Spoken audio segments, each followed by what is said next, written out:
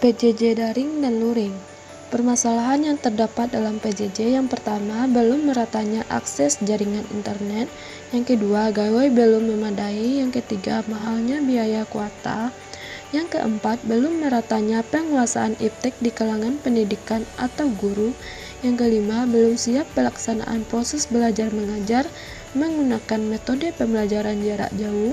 Yang keenam, kesulitan orang tua dalam mendampingi anak-anaknya dalam melakukan kegiatan belajar mengajar. Bagaimana jika kita tidak mengatasi permasalahan di atas? Yang pertama, siswa tidak mengikuti pembelajaran jika tidak memiliki HP. Yang kedua, jika kesulitan akses internet mengakibatkan siswa malas untuk mengikuti belajar online. Yang ketiga, siswa akan kesulitan untuk belajar online jika kondisi jaringan internet tidak stabil. Yang keempat, siswa tidak maksimal mendapatkan pembelajaran dengan kondisi dengan belajar online. Cara mengatasi PJJ. Yang pertama, tetap fokus saat belajar online. Yang kedua, aktif saat pembelajaran. Yang ketiga, menyusun jadwal belajar sebaik mungkin. Yang keempat, jangan memainkan handphone saat sedang belajar. Yang kelima, belajar dari video. Yang keenam, buat catatan praktis. Yang ketujuh, pastikan tempat belajar kondusif. Yang kesembilan, sediakan perangkat yang dibutuhkan. 10. Luangkan waktu untuk istirahat. Keterampilan abad 21. Masalah pendidikan yang terkait dalam keterampilan abad 21 yaitu yang pertama, teaching in multicultural society, mengajarkan di masyarakat yang memiliki beragam budaya dengan kompetensi multibahasa. Yang kedua, teaching for the construction of meaning, yaitu mengajarkan untuk mengkonstruksi makna konsep. Yang ketiga, teaching for active learning, yaitu mengajar dan teknologi. Yang keempat, teaching and technology, mengajar dan teknologi. Yang kelima, teaching with new about ability. Yang keenam, teaching and cause. Yang ketujuh, teaching and accountability. Akibat permasalahan tidak diatasi yaitu yang pertama, banyaknya penjajahan terhadap alat teknologi yang menyebabkan kemalasan. Yang kedua, kurangnya nilai ekonomi masyarakat. Yang ketiga, rendahnya pendidikan masyarakat. Yang keempat, banyaknya tindak kriminalitas. Solusinya yaitu tindakan untuk memecahkan masalah.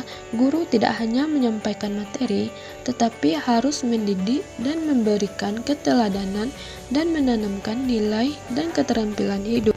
Seorang pendidik dan calon pendidik harus memiliki kepribadian yang matang dan berkembang, memiliki keterampilan untuk membangkitkan minat peserta didik, memiliki penguasaan ilmu pengetahuan dan teknologi yang kuat. Sikap profesionalnya berkembang secara berkesinambungan, menguasai subjek atau kandungan kurikulum. Literasi. Permasalahan yang terdapat di dalam literasi yaitu yang pertama, ketidaksadaran bahwa rendahnya minat baca. Yang kedua, rendahnya kesadaran untuk membaca. Yang ketiga, kurangnya penggiat di bidang literasi. Untuk meningkatkan literasi anak yaitu sebagai berikut. Yang pertama, menumbuhkan kesadaran betapa pentingnya membaca pada anak. Yang kedua, memudayakan kegiatan membaca di kelas dan di sekolah. Yang ketiga, mengoptimalkan peran dan fungsi perpustakaan sekolah. Yang keempat, membimbing anak melalui sebuah permainan literasi. Yang kelima, memberikan reward pada siswa berupa buku. Yang keenam, membentuk komunitas membaca.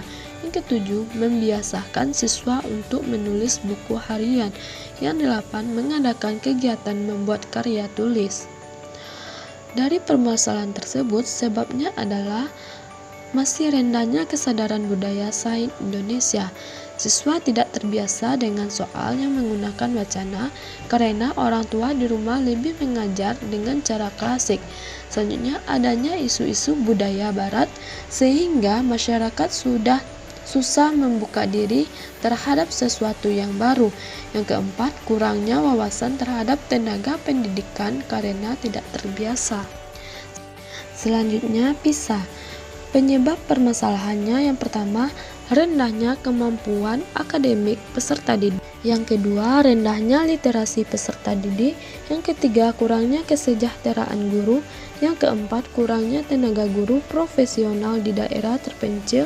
Yang kelima, ketidakmerataan pendidikan. Yang keenam, tingginya angka putus sekolah di daerah terpencil.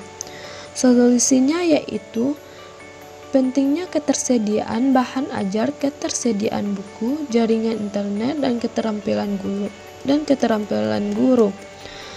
Selanjutnya, TIMSS. Permasalahannya yaitu kurangnya bakat dan minatnya siswa dalam belajar. Siswa kurang memahami materi yang dipelajarinya. Siswa merasa kesulitan dalam mengerjakan soal penalaran yang menggunakan pemahaman tinggi sehingga salah pemahaman dan salah dalam penulisan jawaban. Turunnya kualitas pendidikan Indonesia, rendahnya sumber daya manusia. Penyebabnya yaitu pembelajaran sains dan MTK kurang diminati karena dianggap sangat sulit. Literasi kurang disebabkan karena peserta didik memiliki minat yang rendah dalam membaca. Fasilitas kurang memadai karena pendidik yang kurang merata membuat sekolah ada mempunyai labor untuk melakukan praktek, fokus, teori, dan kurang hafalan. Siswa fokus untuk menghafal untuk meningkatkan hasil belajar, sehingga saat praktek, siswa bingung karena belum pernah melakukan eksperimen. Solusinya yaitu memfokuskan pemerataan pendidikan, memperbaiki infrastruktur pendidikan. Selanjutnya, KPS, hakikat IPA. Permasalahan yang terkait dengan KPS dan hakikat IPA yang pertama, sains disajikan secara teoritis, belum menggunakan laboratorium secara optimal. Yang kedua, masih rendahnya keterkaitan siswa terhadap sains.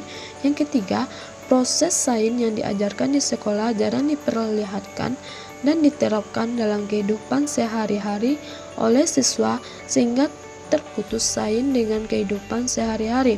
Yang keempat, kesenjangan kemajuan saintek dengan dunia pendidikan.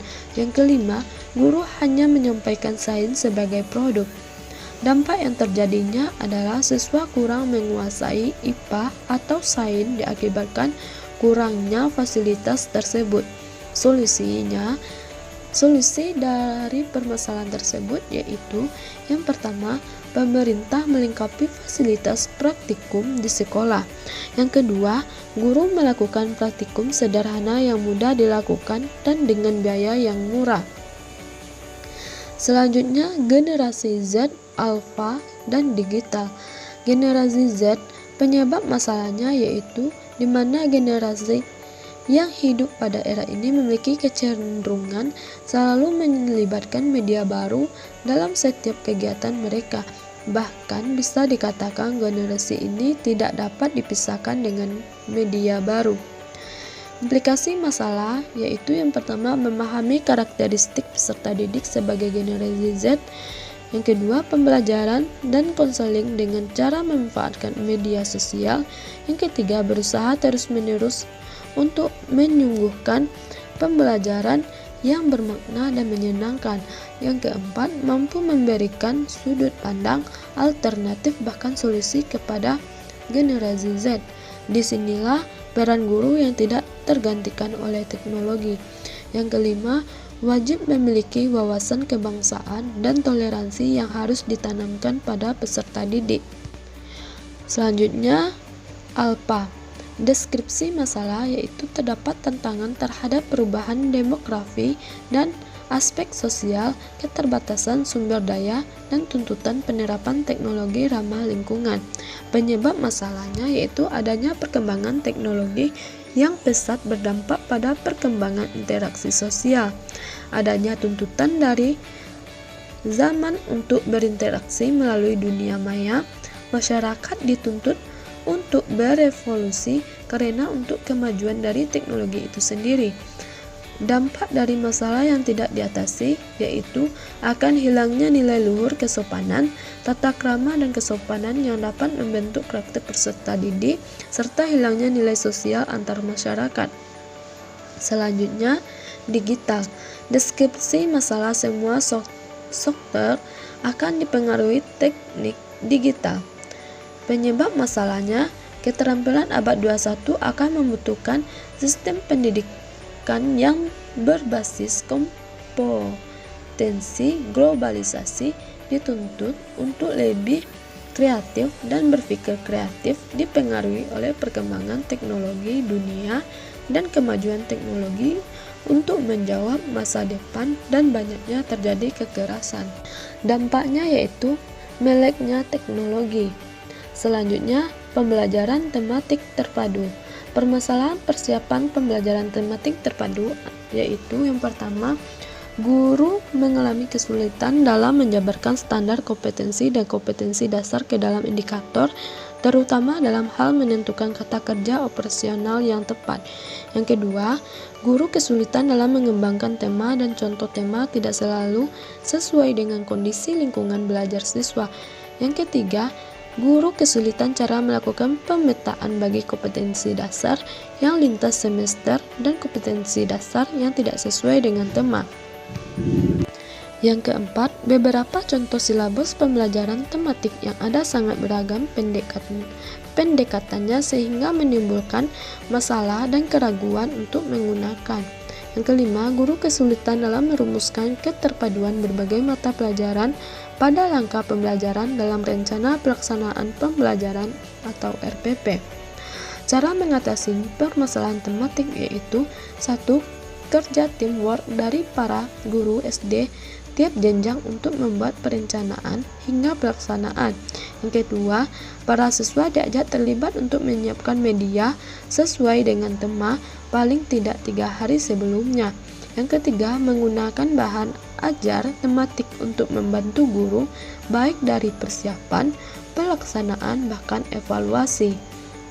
Akibat jika permasalahan tidak diatasi, yang pertama, bahan ajar tematik masih bersifat nasional.